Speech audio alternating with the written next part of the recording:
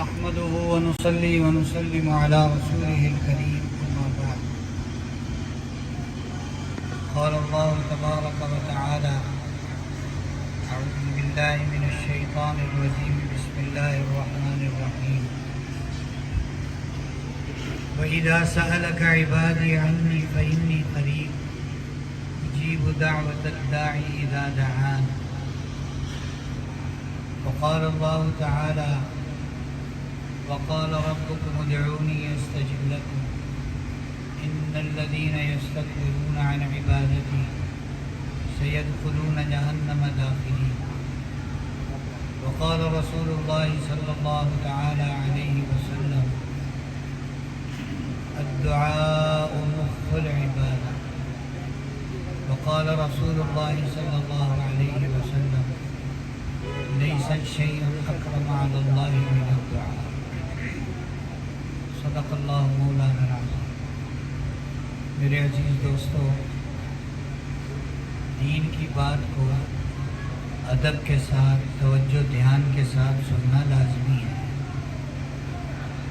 آپ کی خدمت میں گزارش ہے، سب مرد اور مستورات کی خدمت میں گزارش ہے کہ آپس کی باتیں تھوڑی دیر کے لیے موقوف کر کے بات کو توجہ دھیان سے سنیں. آدمی جیسے ہی پیدا ہوتا ہے اس کی ضروریات شروع ہو جاتی ہے. بہت ساری ضروریات ہیں ایک آدمی کی، اور اللہ تعالیٰ نے بہت سارے طریقے بنائے ان ضروریات کو پورا کرنے کے. لیکن وہ طریقے کوئی ایسے پر اعتماد نہیں ہیں، اتھینٹک نہیں ہیں.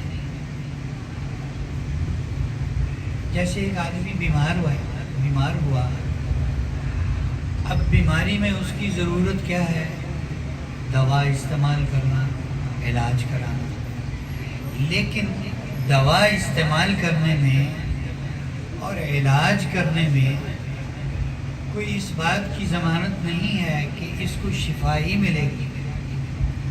آدمی جاتا ہے ڈاکٹر کے پاس ہاسپٹل میں بیماری کے دوران کہ مجھے صحت ہو جائے، تو وہ وہاں سے اپنے پاؤں چل کے واپس بھی نہیں آتا، وہیں اس کی موت ہو جاتی ہے. ایک آدمی کی ضرورت ہے کھانا پینا، اچھا پہننا، لباس، مکان، سواری، یہ سب. ان تمام ضرورتوں کو پورا کرنے کے لیے ایک آدمی کاروبار کرتا ہے، اور وہ کاروبار میں کروڑوں روپے انویسٹ کرتا ہے. اس سے کاروبار شروع کرتا ہے اور اس کی نیت یہ ہوتی ہے کہ میں نے مثال کے طور پر 2 کروڑ سے کام شروع کیا تو مجھے 6 مہینے کے بعد، سال کے بعد مجھے نفع ہوگا، 10 لاکھ نفع ہوگا، 20 لاکھ نفع ہوگا، اتنا نفع ہوگا تو میری ضرورتیں اچھے سے پوری ہوں گی. ہاں جی. لیکن سال کے بعد وہ حساب کرتا ہے تو 2 کروڑ انویسٹمنٹ میں سے جناب 1.5 کروڑ رہ جاتا ہے، 50 لاکھ کا اس کو نقصان ہو جاتا ہے. تو یہ جتنے طریقے ہیں اللہ رب العزت نے ان کی ضمانت نہیں دی کہ تمہیں اس سے نفع ہی ہوگا، تمہیں اس سے خوشی ہی ملے گی، تمہیں اس سے راحت ہی ملے گی، تمہیں اس سے نفع ہی ملے گا، اور اس دوا سے تمہیں زندگی ہی ملے گی، تمہیں صحت ہی ملے گی. ایسا نہیں ہے. کچھ اسباب ایسے ہیں کہ وہ ایسے اتھینٹک ہیں، ایسے بااعتماد ہیں کہ ان کی اللہ نے ضمانت دی ہے. اللہ نے ان کی ضمانت دی ہے کہ اس راستے سے تمہاری ضرورت ضرور پوری ہوگی. وہ ایک طریقہ کیا ہے؟ دعا، اللہ سے مانگنا. اللہ سے مانگنا، آدمی جب اللہ سے مانگتا ہے تو اس کی ضرورتیں پوری ہوتی ہیں، چھوٹی بھی بڑی بھی، دنیا کی بھی آخرت کی بھی۔ بڑی بڑی ضرورتیں چھوٹی چھوٹی دعاؤں سے بڑی بڑی ضرورتیں پوری ہوتی ہیں۔ سارے انبیاء کا یہی طریقہ۔ آدم علیہ السلام سے ایک خطا ہوئی، آدم علیہ السلام سے خطا ہوئی، تو اس خطا کو دور کرنے کے لیے، بھائی ان بچوں کو پیچھے کرو، کیا شوق شرابہ ہے، ان کو بٹھاؤ گئی۔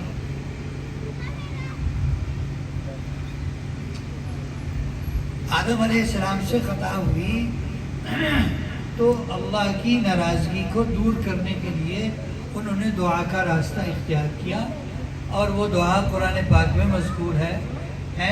انہوں نے کہا ربنا ظلمنا انفسنا وَإِن لَّمْ تَغْفِرْ لَنَا وَتَرْحَمْنَا لَنَكُونَنَّ مِنَ الْخَاسِرِينَ۔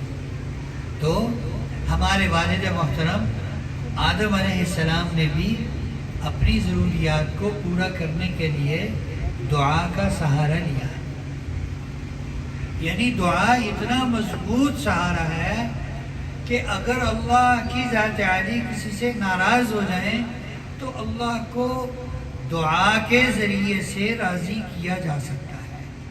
اتنا زبردست سبب ہے۔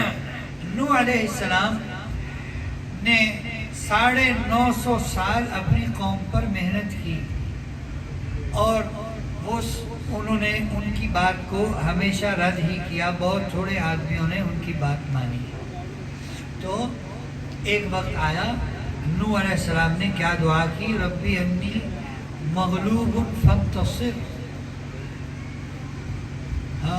اور دعا کی ربی لا تذر علی الارض من الکافرین دیارا انک ان تذرهم یضلوا عبادک ولا یلدوا الا فاجرا کفارا۔ یہ دعا کی، دعا سے اللہ کی مدد مانگی۔ ابراہیم علیہ السلام کے ہاں اولاد نہیں ہو رہی، وہ اللہ سے دعا مانگ رہے ہیں، رب ہب لی من الصالحین، رب ہب لی من الصالحین، دعا کر رہے ہیں، اور اللہ تعالیٰ انہیں دعا کی وجہ سے بڑھاپے میں اولاد عطا فرما رہے ہیں۔ زکریہ علیہ السلام کو اولاد نہیں ہو رہی، زکریہ علیہ السلام بڑھاپے میں اللہ سے دعا کر رہے ہیں، ربی انی وہن العظم منی واشتعل الرأس شیبا ولم اکن بدعائک ربی شقیا، اور اللہ سے دعا کر رہے ہیں ربی حب لی من لدنک ذریۃ طیبہ انک سمیع الدعاء۔ اللہ پاک سے مانگ رہے ہیں، اور ان کو بڑھاپے میں اللہ تعالیٰ اولاد عطا فرما رہے ہیں۔ اسی طرح سلیمان علیہ السلام اللہ سے دعا کر رہے ہیں، ربی اوزعنی ان اشکر نعمتک التي انعمت علی وعلى والدی وان اعمل صالحا ترضاه واصلح لی وادخلنی برحمتک فی عبادک الصالحین۔ سلیمان علیہ السلام اللہ سے دعا کر رہے ہیں، اے اللہ جو تو نے مجھے نعمتیں دی ہیں، میرے ماں باپ کو نعمتیں دی ہیں، ان پر ہمیں شکر کی توفیق عطا فرما، ان پر ہمیں شکر کی توفیق عطا فرما۔ اور یہ دعا کر رہے ہیں، اے اللہ مجھے ہمیشہ نیک لوگوں میں شامل رکھنا، مجھے ہمیشہ نیک لوگوں میں شامل رکھنا۔